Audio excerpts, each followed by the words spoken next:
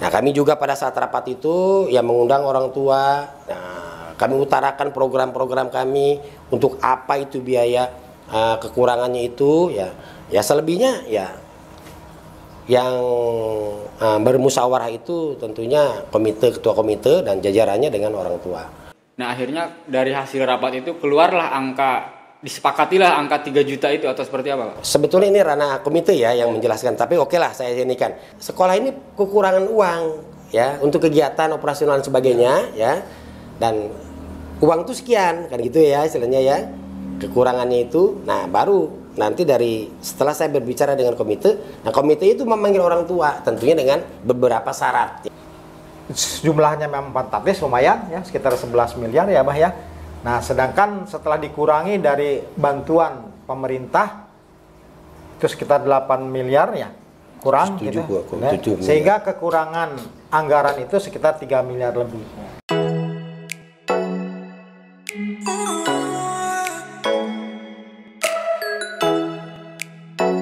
Assalamualaikum warahmatullahi wabarakatuh. Kembali lagi bersama saya Ega Nugraha Susanto di kanal YouTube Alexa Podcast. Beberapa minggu ini viral atau jadi trending topik terkait pemberitaan di SMKN 1 Karawang ihwal dana sumbangan yang memang ada keluhan dari orang tua siswa. Nah, untuk membahas hal tersebut, saat ini saya sudah kedatangan 2 narasumber. Yang pertama adalah Kepala SMKN 1 Karawang, Dr. Randes Makmur MT, kemudian ada Ketua Komite SMKN 1 Karawang, Dr. Randes Endang Supriyatna MPD. Kita perkenalkan satu-satu. Yang pertama dari Kepala Sekolah. Assalamualaikum Pak Makmur, atau saya biasa manggil beliau ini Abah. Assalamualaikum Abah. Assalamualaikum. Pak, Assalamualaikum. Waalaikumsalam. Nah, untuk membahas hal tersebut, apa sih nanti klarifikasi dari pihak sekolah, kemudian apa payung hukum yang dipakai oleh pihak sekolah, kemudian untuk apa uang sumbangan yang dipinta ke orang tua siswa tersebut. Mungkin yang pertama menjelaskan dari Pak Kepala Sekolah terlebih dahulu. Baik, terima kasih. Jadi sebetulnya begini ya. Kami melaksanakan dalam rangka pelayanan pendidikan kepada masyarakat, dalam hal ini kepada siswa-siswa kami. Tentunya kami memang banyak kebutuhan. Perlu diketahui juga, mungkin semua orang sudah tahu bahwa operasional pendidikan SMK, dalam hal ini mungkin saya garis bawah dulu, kalau SMK, SMA sekarang sudah masuk ke ranah provinsi ya, tanggung jawab provinsi. Kami tentunya dalam operasional itu diberikan bantuan dari pemerintah itu per siswa itu 1.620.000. Nah, sementara dari provinsi, dari pusat itu ya. Sementara dari provinsi kami alhamdulillah mendapatkan bantuan ya. Dan memang sangat mendukung dalam upaya proses pembelajaran di sekolah kami. Tapi selama ini memang bukan hal yang baru lagi gitu. Kami itu baik provinsi ataupun pusat terlebih dahulu dalam proses pembelajaran itu untuk operasional itu masih jauh lebih kurang, masih kurang lah istilahnya. Sangat kurang lah boleh dikatakan seperti itu. Karena terus terang saja ya dalam pelaksanaan itu kami tentunya untuk menutupi kekurangan itu banyak upaya yang udah kami laksanakan, tentunya bergandeng tangan nih ceritanya sama komite kan gitu. Karena dalam Permen 75 itu dalam tahun 2016 itu sudah jelaskan untuk sumbangan itu silakan gitu. Pihak sekolah berbicara atau minta inilah gitu, dengan rekannya yang itu komite ya untuk menanggulangi kekurangan-kekurangan tersebut. Ya, saya katakan sekali lagi baik yang dari provinsi ataupun yang dari pusat itu biaya untuk operasional pendidikan itu sangat kurang. Nah, oleh karena itu kaitan dengan masalah ini yang sedang viral ini ya. Terus kami berdiskusi dengan komite ini bagaimana kan begitu. Kebetulan sekolah kami itu agak terlambat tuh karena memang ya sekolah kami itu memang sangat-sangat butuh ya dalam biaya operasional tersebut. Seharusnya kan rapat orang tua kelas 1 itu kan dilaksanakan setelah bulan Juli ya, setelah PPDB gitu kan. Tapi karena beberapa hal sekolah kami juga patuh terhadap regulasi ya. Menunggu ya, kami itu menunggu. Waktu itu udah keluar Pergub 44 ya tahun 2022 kalau tidak salah. Dan kemudian ada revisi sehingga menjadi Pergub 97 2022 ya. Nah, di mana semua dalam proses penggalangan dana itu dilimpahkan semuanya oleh komite. Jadi sekolah itu hanya meminta ke komite ya, ngomong sama komite, sekolah tuh nih butuh ini gitu ya. Butuh ini, butuh biaya ini sebagainya. Sehingga nanti biar komite yang melaksanakan penggalangan dana tersebut. Yang pasti kami melaksanakan ini tentunya tidak menghilangkan tuh apa yang disebut dengan siswa tergolong tidak mampu ya. Itu kita tidak mengesampingkan juga, dan kami juga dan komite juga paham bahwa dalam rangka penggalangan dana dalam bentuk sumbangan ya dari masyarakat itu tentunya jangan melibatkan orang yang tidak mampu. Di PPDB itu cuma 12% sebetulnya ya. Tetapi kenyataannya begitu kami disortir lah gitu, ternyata lebih dari hampir 30% anak yang tidak mampu kan. Jauh sebetulnya. Ditambah lagi kan istilahnya kos operasional kita itu per tahun tuh antara 4 juta sampai 5 juta sebetulnya ya. Sementara bantuan dari pemerintah memang membantu, terus terang saja terbukti kami berjalan terus, dan prestasi anak dalam arti di mata industri ya meningkat terus kan gitu. Artinya walaupun dalam keadaan bagaimanapun ya kita tetap harus berjalan dalam rangka pelayanan pendidikan terhadap anak didik atau masyarakat. Nah, kemudian setelah kami berdiskusi, sebelumnya diskusi dengan pihak komite, ternyata ya udah kalau begitu kita tunggu aja kita mengajukan rekomendasi, karena memang di dalam Pergub 97 itu ada pasal yang menyatakan kalau pengen rapat dengan orang tua itu harus mendapatkan rekomendasi dari KCD. Ya, akhirnya kami mengajukan, kemudian kami laksanakan itu kalau tidak salah tanggal 20 Januari ya. Nah, kami juga pada saat rapat itu ya mengundang orang tua. Nah, kami utarakan program-program kami untuk apa itu biaya kekurangannya itu ya.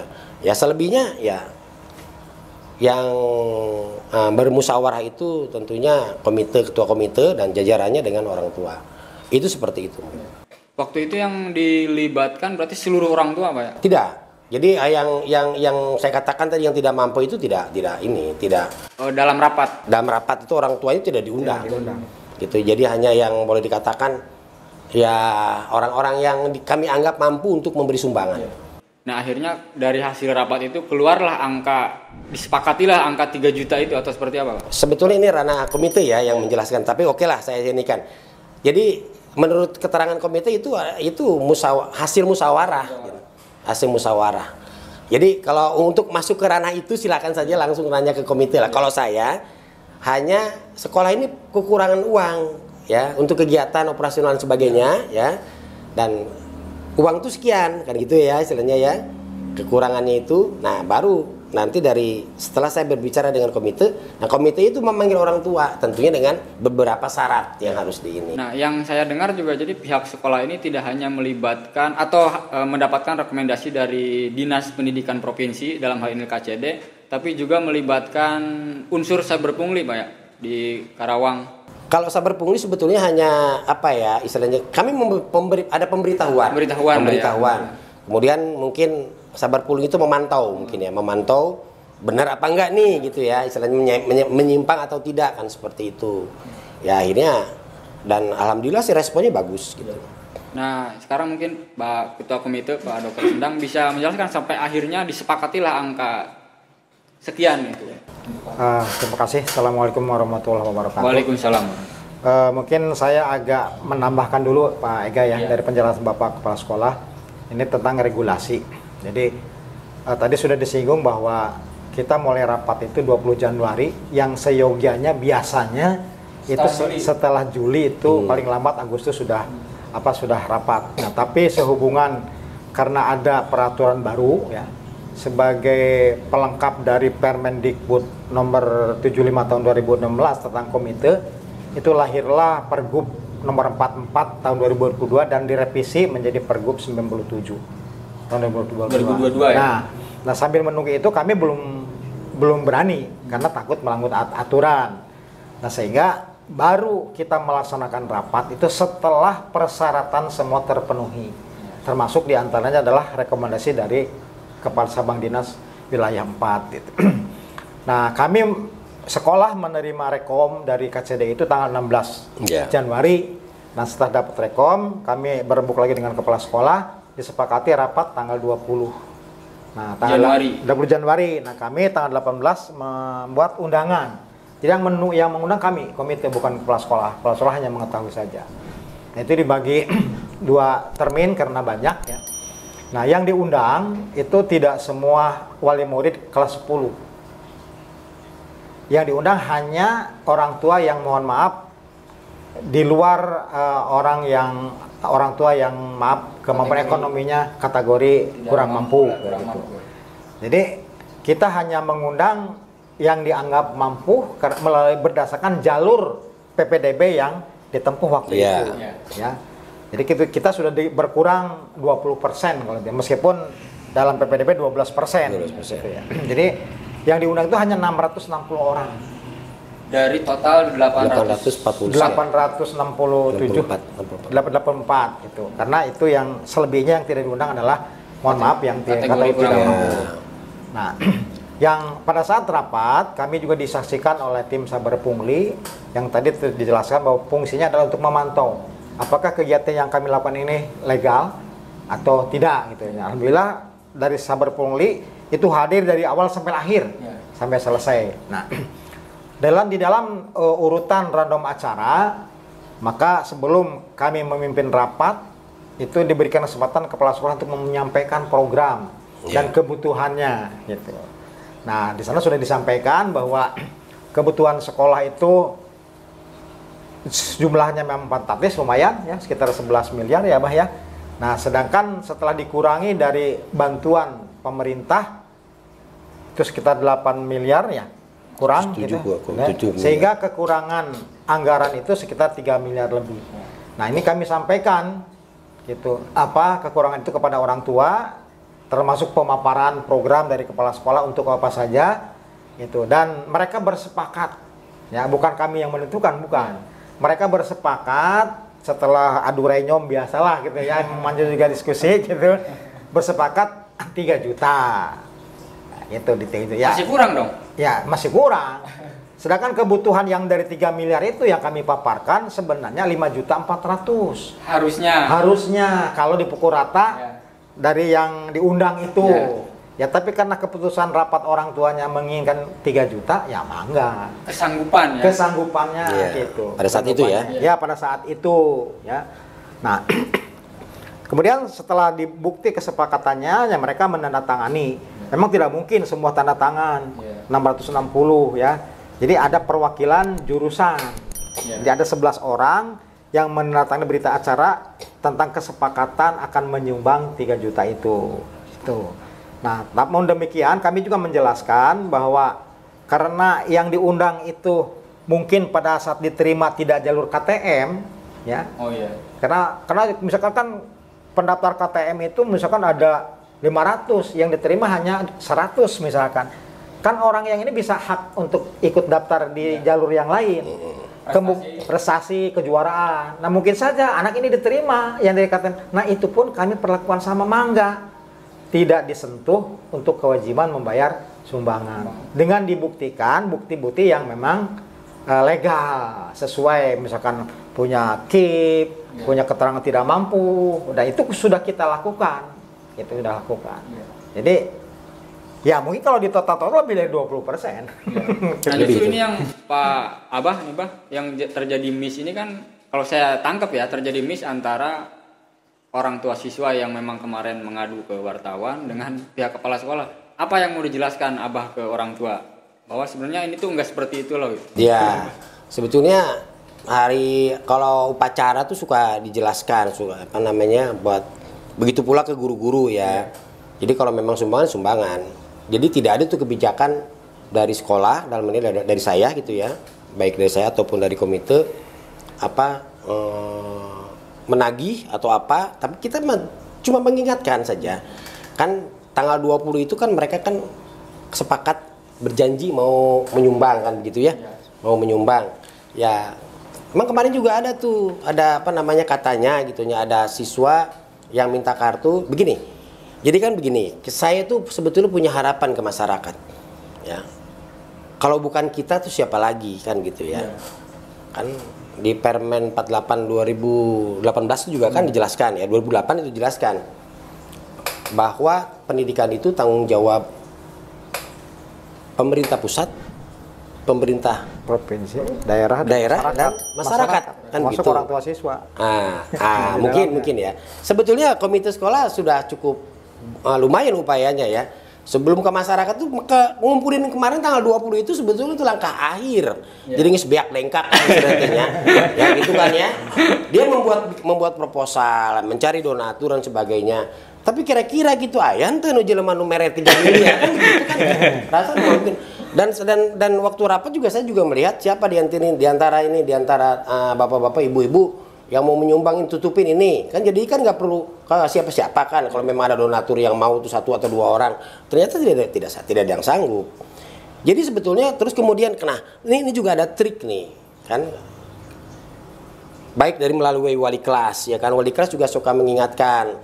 Kan ada grup tuh, grup wali kelas dengan orang tua. Grup WhatsApp. Grup WhatsApp itu WAG itu di situ. Ya wali kelas juga suka mengingatkan. Ayo siapa yang belum nyumbang? Kan kalau menurut saya sih wajar ya. Wajar lah. Wajar ya. Karena mereka udah janji ya. Barangkali lupa dan sebagainya kan.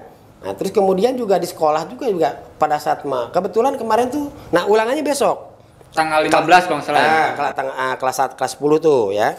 Nah, itu kejadiannya kalau tidak salah sekitar seminggu yang lalu. Memang ada siswa yang kan saya bilang begini, orang tua yang harus datang, yang harus mengambil kartu peserta untuk ujian itu. Saya di situ punya harapan di situ. Jadi kalau orang tua datang kan mainnya janji ya, piraku gitu, susuganan nih. Barangkali ya orang tua itu datang ke sekolah bari bawa uang lah untuk menyumbangkan begitu. Bagi yang tidak menyumbangkan atau bagi yang sudah menyumbang tapi belum sesuai dengan kesepakatan yang waktu rapat itu mungkin ya. Nah kemarin itu ada siswa yang minta kartu ujian. Nah, wali kelas ulangan. Nah, orang tua atau wali kelas itu bilang ambil saja sama orang tua kamu kan begitu. Nah sebetulnya di situ. Jadi sebetulnya kalau orang tua datang ya syukur-syukur ya, kita harapan saya mah syukur-syukur menyumbang gitu ya. Kalau tidak menyumbang pun ya kartu ya silakan. Dan tidak boleh saya juga menginstruksikan ke teman-teman tidak boleh menahan kartu. Begitu termasuk ijazah. Ijazah kalau memang ada orang yang datang kalau mau diperlukan dan sebagainya, kalau memang ada uang mau menyumbang, kami terima. Tapi tidak ya bawa ijazah, enggak masalah. Tapi kalau mampu ya tolonglah. Saya kan begitu. Orang tua datang dari rumah ke sekolah. Ya harapan besar sekali harapan saya itu supaya bawalah uang kan gitu. Gitu. Pak, hari ini berarti total siswa kelas 10 ini ada berapa orang dan berapa jurusan di SMK 1? Jurusannya 11. Jurusannya kalau jumlah siswanya adalah 864 lah, 60 dalam kelas 10. Tapi jurusannya kita buka jurusan ada 11 jurusan. Ya, jadi 860 kali 3 tuh berarti tuh. Kali 4 malah ya. Ada kelas yang kelas 13 4 tahun. Nah, Bah, yang saya penasaran juga hari ini kan sekolah terus berusaha agar pendidikan ini terus berjalan, pelayanan pendidikan. Tapi di satu sisi sekolah terganjal mungkin ya. Sedikit terganjal karena kekurangan anggaran itu. Memang sejauh ini berarti masalah seperti ini dihadapi oleh semua sekolah, Pak? Terutama tingkat SMA sederajat atau seperti apa? Sama semua. Tapi yang kalau SMK 1 sangat terasa. Kenapa? Sangat terasa? Karena kalau SMK 1 sudah terbiasa. Sudah terbiasa banyak programnya, banyak kegiatannya dan banyak prestasi. Dan banyak prestasinya gitu loh. Jadi kalau umpamanya ada undangannya sampai kemarin ke Tangerang ya. Alhamdulillah anak jadi juara. Tuh, termasuk kita juga harus sering lobby-lobby ke perusahaan agar jadi begini, secara moral kewajiban saya itu bukan hanya anak dididik selama 3 tahun atau 4 tahun setelah dapat ijazah selesai. Tidak, secara moral saya tidak berpikir begitu sebetulnya dengan teman-teman di sekolah juga. Bagaimana caranya supaya anak ini bisa keluar itu bisa diterima bekerja. Gitu. Makanya ada kelas industri, ada BKK dan sebagainya, dan kami punya data berapa siswa yang belum mendapatkan pekerjaan, berapa siswa yang sudah mendapatkan pekerjaan. Tidak kurang dari 83%. Yang kemarin 83% terserap semua ke industri. Oleh karena itu, peribahasa gini, ya, bahasa ini. Jadi nggak apa-apa lah, tidak ada kayu, rotan pun jadi. Ibaratnya seperti itu. Karena kami sudah di mindset pikiran kami itu ya untuk mendidik anak supaya anak itu apa sih? Iya, anak itu apa sih yang dibutuhkan setelah keluar kan gitu. Skillnya kan, kompetensinya. Nah, itu yang kita ini kan sehingga mereka tuh begitu keluar jadi ya ini mah sudah pekerjaan kita ya. Syukur kalau memang sesuai dengan anggaran. Tidak sesuai dengan anggaran pun yang sekarang pun ya kita jalan terus. Itu tidak mengurangi prestasi anak-anak atau semangat juang, semangat bekerja para teman-teman guru gitu. Ya, tapi kalau saya boleh tanya, Pak, keluhan ini sempat disampaikan nggak ke pemerintah provinsi atau mungkin ke pusat? Karena kan bukan kewenangan lagi pemerintah daerah, Pak ya, kalau nggak salah ya. Kalau SMK. Ya, kalau SMK itu tetap tapi pemerintah provinsi mungkin ya, bukan kabupaten ya. Iya, provinsi. Ya. Nah, dalam hal ini juga upaya-upaya dari kabupaten juga alhamdulillah ya. Kalau dulu kan karena tanggung jawab ya. Ya ada istilahnya PMMS itu alhamdulillah sangat membantu itu. Nah, sekarang tuh karena terlepas dari kabupaten karena sekarang oleh provinsi. Jadi kontribusi pihak Pemda Kabupaten Karawang pun dalam bentuk beasiswa Kacer itu membantu juga gitu ya. Nah, alhamdulillah gitu. Jadi ya kita mah memang kan kalau guru itu kan harus profesional sebagai guru. Jadi ya kata siapa tadi? Kata Pak Ferry katanya kita harus profesional. Kalau profesional itu tidak harus berbanding lurus dengan biaya kan gitu ya. Iya. Tapi kita mah enggak lah, oke sih. Karena semuanya juga kan apalagi sekarang kalau soal honor menggaji guru mah kita udah aman sebetulnya, udah aman karena provinsi juga sudah yang honor-honor itu sudah digaji sama provinsi begitu. Tapi kalau untuk operasional lain, kegiatan-kegiatan lain ya kita kedodoran gitu sebetulnya. Nah, sekarang kalau saya ditanyakan udah ngadu atau ngadu ke mana gitu kan ya. Ya paling saya ngeluh ke kaca-kaca deh gitu. Sebagai perwakilan dari dinas provinsi. Nanti kalau ada rapat pimpinan atau apa mungkin mereka melaporkan kumaha begitu. Tapi sama ini ya kita mah ya enjoy aja lah. Dan bahkan hebatnya SMK 1 ini justru dengan segala kekurangan anggaran itu justru tidak mengurangi prestasi siswa, Mas. Alhamdulillah itu memang saya terus terang dalam visi misi sekolah kami itu tujuannya satu, agar siswa dapat 100% terserap di dunia industri. Itu visinya. Otomatis kan kalau memang terserap berarti kan pembelajaran harus benar kan gitu. Prestasi anak harus dijaga dan sebagainya. Nah, ini yang masyarakat harus tahu juga. Jadi SMK yang 1 Karawang ini statusnya ini BLUD, Bah ya. Nah, boleh dijelaskan nggak apa sih itu BLUD itu? BLUD sebetulnya esensinya begini. Esensinya adalah kegiatan siswa yang menghasilkan produk. Esensinya itu di teaching factory, melalui teaching factory. Jadi kita memberdayakan siswa dari 11 jurusan itu memang tidak semua jurusan. Hanya beberapa jurusan ya, Pak Haji yang sudah memiliki teaching factory. Itu semua jadi memberdayakan siswa ya untuk menghasilkan produk. Produk itu bisa ada nilai jualnya. Nah, nilai jualnya itu tentunya untuk mengembangkan atau untuk membantu pembiayaan siswa dan kesejahteraan yang lainnya seperti itu. Pak Haji Endang nih sebagai ketua KPU satu lagi Pak. Jadi dari 20 Januari sampai kapan nih sebenarnya siswa atau orang tua siswa untuk membayar uang sumbangan ini? Ya, jadi kita tidak menentukan waktu ya. Jadi kami waktu rapat itu disampaikan setelah mereka bersepakat 3 juta. Itu silahkan mau cash mangga. Mau dicicil mangga gitu ya, tergantung kemampuan orang tua siswa gitu ya. Bahkan ini mohon tambahan Pak Mega ya. Sebagai bukti bahwa kami sebagai komite yang merupakan penjembatan antara orang tua dengan sekolah melihat sekolah anggaran seperti ini, kondisi orang tua juga seperti ini ya, kami tetap merespon para orang tua yang di luar pada saat masuk itu kategori miskin, itu masih memberikan ruang untuk dengan bukti-bukti yang sah, termasuk kategori kelompok yang memang tidak diwajibkan menyumbang. Ini contoh, ya ini salah satu contoh. Siswa ini kelas 10 ini masuknya jalur prestasi, ya. Tapi karena memang kondisi ekonominya ini adalah anak seorang buruh lepas kenek bangunan ya. Itu anaknya juga 4 ya. Dan mereka menghadap kepada kami untuk memberikan dipertimbangkan. Nah, kami setujui ini, kita respon ya. Kalaupun masuknya lewat jalur prestasi. Karena yang pertimbangan wajib nyumbang atau tidak itu bukan jalur, tapi kondisi. Tapi dengan catatan betul-betul kondisinya, bukan ngaku-ngaku gitu ya. Dan kami survei ini yang begini gitu. Dan dibuktikan dengan surat keterangan. Ada permohonan, kemudian dari desa mungkin. Dari desa. Kalau yang sudah punya KIP gitu, itu otomatis. Otomatis. Ini memang kartu tidak punya, tapi kondisi realnya memang tidak mampu. Maka ada keterangan dari desa, bahkan desa yang mengajukan permohonan. Kita respon, kita sikapi itu. Jadi kepada para orang tua siswa yang mohon maaf kondisinya memang ekonominya ya susah untuk menyumbang, itu silahkan datang ke sekolah terus terang. Nah, kita juga nggak masalah ya. Nah, terakhir barangkali Pak Ega, karena saya sebagai pengurus komite harus menjembatani antara orang tua dengan kebutuhan sekolah, ya kepada para pihak untuk berkontribusi lah kepada pihak pemerintah, ya dengan Pergub 97 yang di situ memang melarang sekolah negeri memungut, ya bantulah yang pantas gitu. Betul Pak, ayo ngelarang. Curhat ini, bukan saya. Ini curhat nih.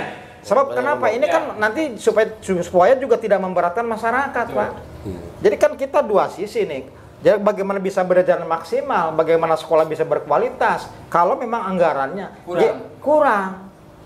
Ya, kalau bicara merujuk ke Permen 75, sebetulnya masih boleh pungutan itu. Cuman kebijakan Pemprov provinsi dengan pergubnya itu melarang, ya mangga. Yang 72 itu. 97. 97. Tapi dengan cara lamun ngalarang kudu meren bener lah gitu. Ya. Ini untuk kepentingan masyarakat, bukan untuk kepentingan saya. Supaya kalau cukup saya sebagai komite, kalau sekolah sudah cukup bantuan dari pemerintah, ya sudah jangan minta kemelibatan masyarakat. Selesai kan? Masuk akal. Nah, karena ini kekurangan mereka sahadeya tuh. Selain ke orang tua ya? Sekalian orang tua, nah kami juga menghimbau kepada orang tua yang memang punya kemampuan, soklah bantu sekolah, dan demi anak-anak kita semua, gitu. Nah, tadi bertanya kepada Pak Kang Ega, bagaimana Pak kalau keadaan uang begitu? Ya akhirnya banyak program yang dipangkas ya Pak, yang tidak urgent akhirnya tidak dilaksanakan. Salah satu contoh begini deh, kalau di keluarga, kalau dalam keadaan usaha kita lagi lesu kan gitu ya, yang biasanya makan beras yang sekilo berapa umpamanya yang paling mahal, yang 10.000 umpamanya, 10.000-nya. Nah, ini nama orang jangan sampai nggak makan, ya kita beli beras yang 5.000, jalan tetap makan tetap. Kalaupun kualitas berasnya rada kurang ya. Ya tapi tetap kita jalan, kita berupaya kan. Jadi kalau guru mah memang kalau guru mah tidak ada rotan akar pun jadi, istilah tidak ada rotan akar pun jadi apa saja jadi. Jadi ya, emang harus kreatif. Tapi yang pasti saya juga terus terang saja ngomong nih, ya, mau cari ke orang tua ya. Jadi masa sih cuman ya kita tuh sebagai kayak baby sister lah gitu ya. Ya anak tuh dititipkan nih PPDB ya, PPDB tuh titipkan ke sekolah. Terus setelah itu cul weh. Kan itunya istilah mere sumbangan itu ibarat atau gimana lah gitu, perhatiin gitu istilahnya tuh sekolah tuh kurang gini. Jadi kalau memang ada masalah, kalau memang nggak mampu ya nggak ada masalah, kita terbuka kok ya, mau ngomong ke saya langsung bisa, ngomong ke Pak. Jadi nggak usah takut ya, nggak usah takut, nggak usah memang nute nyumbang dibeda-bedakan ya. Nah ini jadi catatan penting Mbah. SMKN 1 Karawang khususnya memang komunikasi kan saya lihat sih intens juga dengan pihak swasta, Pak. Emang nggak ada CSR, Pak?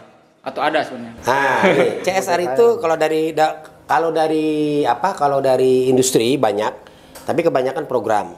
Contoh, umpamanya di kita tuh ada kelas industri, ya.